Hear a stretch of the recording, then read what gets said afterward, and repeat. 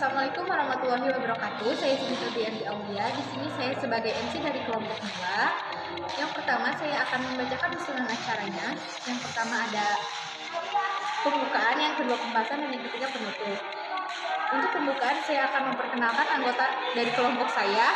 Yang pertama ada Bunga Mira, yang kedua Nurul Asyifa Hoirunisa, yang ketiga Rafita Aprilia, yang keempat Resa Sulangsi, kelima Dapi Nugraha, yang keenam Gustian, yang ketujuh Paris. Selanjutnya kita akan masuk ke dalam pembahasan. Yang pertama, pembahasan akan disampaikan oleh Bunga Mira. Padanya saya persilahkan. Sejarah lahirnya Orde Baru. 1. Masa transisi tahun 1966 sampai 1967.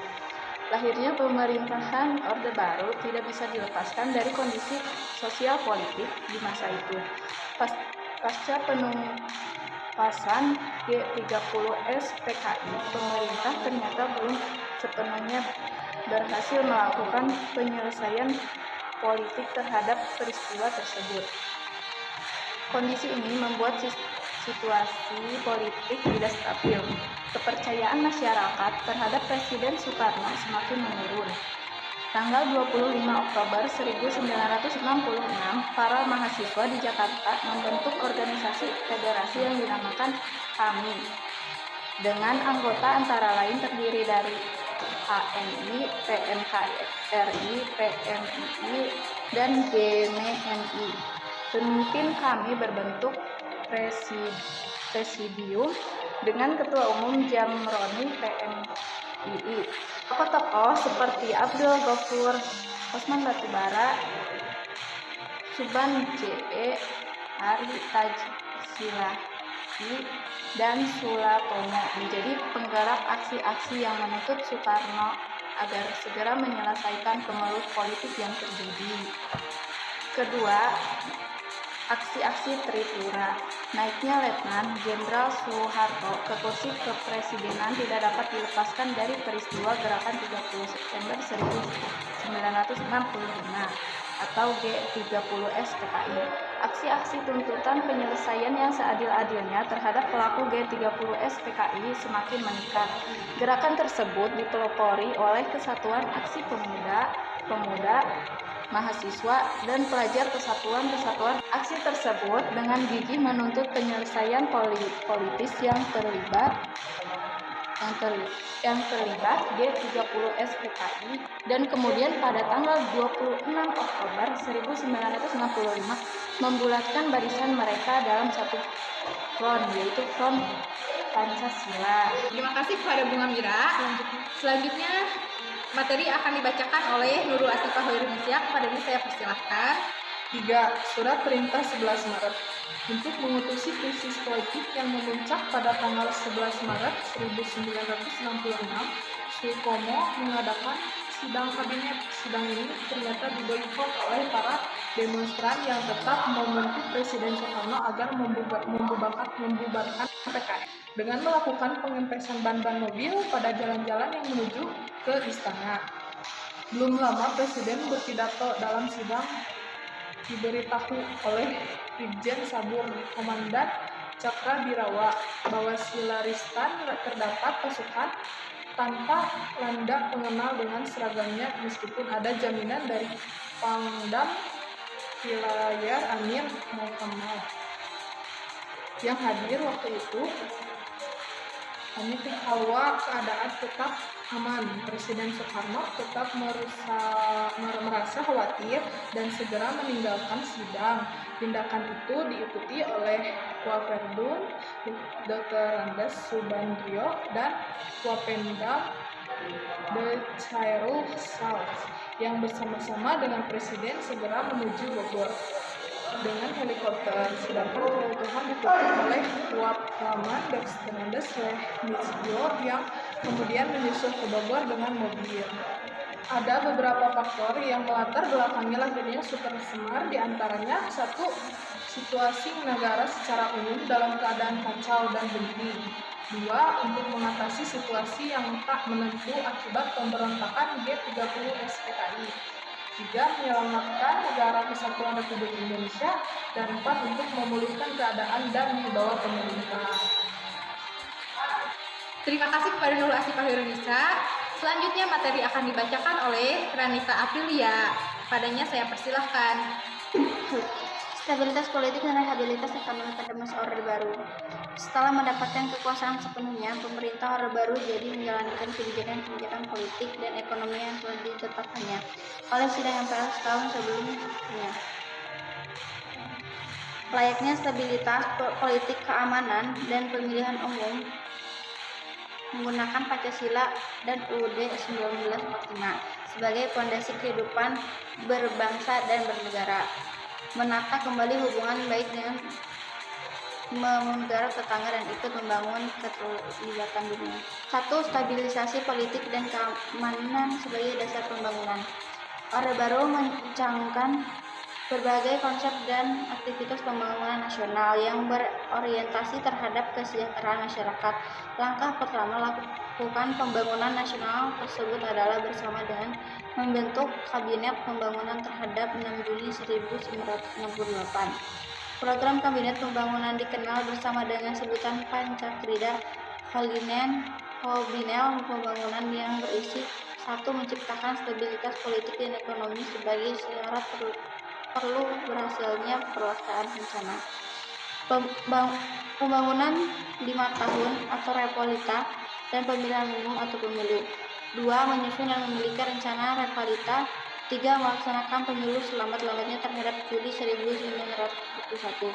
4. Mengembalikan keterlibatan dan keamanan penduduk bersama dan melenyapkan habis sisa-sisa G30S PKI dan tiap-tiap bentuk rongrongan, penyelewengan dan juga pengkhianatan terhadap Pancasila dan Undang-Undang Dasar 1945.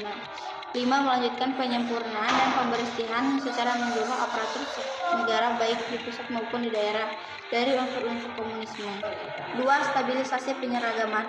Presiden Soeharto mengajukan nama Eka Prasetya Pancakrasa dengan maksud menegaskan bahwa penyusunan pedoman, penghayatan dan pengamalan Pancasila dipandang sebagai janji-janji yang teguh, kuat, konsisten dan tulus untuk mewujudkan 5 cita-cita.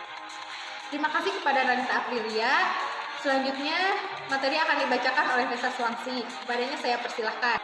3. Penerapan Difungsi ABRI. Difungsi ABRI diartikan bahwa ABRI memiliki 2 fungsi, yaitu fungsi sebagai pusat kekuatan militer Indonesia dan juga fungsinya di bidang politik. Fungsi utama ABRI sebagai kekuatan militer Indonesia. Intervensi ABRI dalam bidang politik pada masa Orde Baru yang mengatasnamakan Difungsi ABRI ini salah satunya adalah dengan ditempatkannya militer di DPR, MPR, DPD, tingkat provinsi dan kabupaten. Perwira yang aktif sebanyak 1/5 dari jumlahnya menjadi anggota Dewan Perwakilan Daerah yaitu DPRD, di mana mereka bertanggung jawab kepada komandan setempat, sedangkan yang di MPR dan DPR tingkat nasional bertanggung jawab langsung kepada Panglima ABRI. 4. Rehabilitasi ekonomi Orde Baru. 1. Rehabilitasi ekonomi adalah perbaikan secara fisik, sarana, dan prasarana ekonomi yang dapat diartikan mengendalikan inflasi, harga barang tidak melonjak terus. 2. TAP MPRS nomor SSFI 1988 mengharuskan diutamakannya masalah perbaikan ekonomi rakyat di atas segala soal-soal nasional yang termasuk politik. 3. Langkah-langkah yang melakukan prioritas utama mengutamakan mengendalikan hiperinflasi dengan menyusun APBN berimbang. 4. Untuk menanggulangi hutang piutang luar negeri, pemerintah berupaya melakukan diplomasi yang internaik dengan mengirimkan tim menegosiasi ke Paris Club untuk merundingkan hutang negara dan juga ke London Club untuk merundingkan hutang piutang swasta. Terima kasih kepada Resa Swangsi. Materi selanjutnya akan dibacakan oleh Dapi Nugraha. Kepadanya saya persilahkan. 5. Kebijakan pembangunan Orde Baru. A. Pertanian. Soeharto pembangunan mengembangkan organisasi atau industri yang menjalankan program pembangunan yang ditekankan pada penciptaan industri, pedesaan sebagai wahana pembangunan, dan bentuk bimbingan masal Bimas yang diperuntukkan meningkatkan produk beras dan koperasi sebagai organisasi ekonomi masyarakat pedesaan. B. Pendidikan pada masa kepemimpinan Soeharto. Pembangunan pendidikan mengalami kemajuan. Ada 3 hal yang patut dicatat adalah pembangunan sekolah dasar impres, program wajib belajar, dan pembentukan kelompok belajar atau kejar. C. Keluarga berencana. Pada masa Orde Baru dilaksanakan program untuk mengendalikan pertumbuhan penduduk yang dikenal dengan KB. Keberhasilan dalam mengendalikan jumlah penduduk di Indonesia dipuji CIAH UNICEF karena dinilai berhasil menekan tingkat kematian bayi dan melakukan upaya dalam rangka mensejahterakan anak. D. Kesehatan masyarakat dan posyandu. Perkembangan pusat kesehatan masyarakat bermula dari Konsep Bandung Plan. Ini merupakan hasil pada Orde Baru. Salah satu indikatornya adalah semakin baiknya tingkat kesehatan. Terima kasih kepada Davi Nugraha telah membacakan materinya. Materi selanjutnya akan disampaikan oleh Alfarisi Muhammad Nur. Dampak kebijakan politik dan ekonomi pada masa Orde Baru. Dampak kebijakan politik. Pemerintah Orde Baru dinilai gagal memberikan pelajaran berdemokrasi yang baik.